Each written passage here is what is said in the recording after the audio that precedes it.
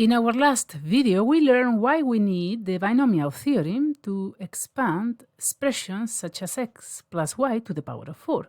We also introduced the notation for C3 and briefly explained what this has to do with the expansion. It is the combinations of 4 elements taken in groups of 3 and 1.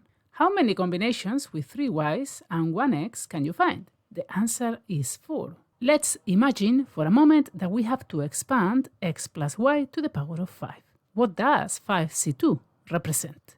It represents all the combinations of terms with 2 y's and 3 x's. Using our calculator, there is no need to list all those combinations, not at all. The calculator returns 10 combinations. Go to menu 1, Run. To evaluate 5c2, enter a 5 onto the screen.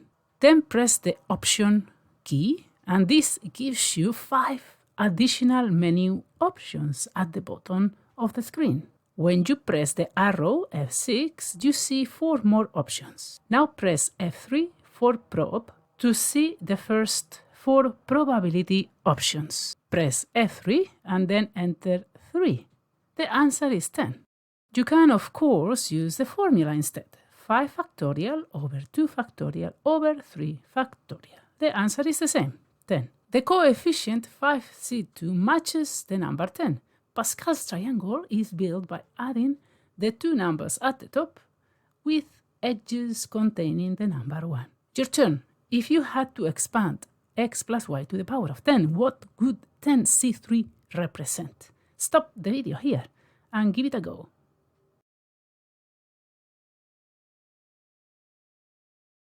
Right, did you try? 10c3 represents all the combinations of terms with 7 x's and 3 y's. Using the formula 10 factorial over 3 factorial over 7 factorial, the answer is 120 combinations. You can, of course, use your graphics calculator instead.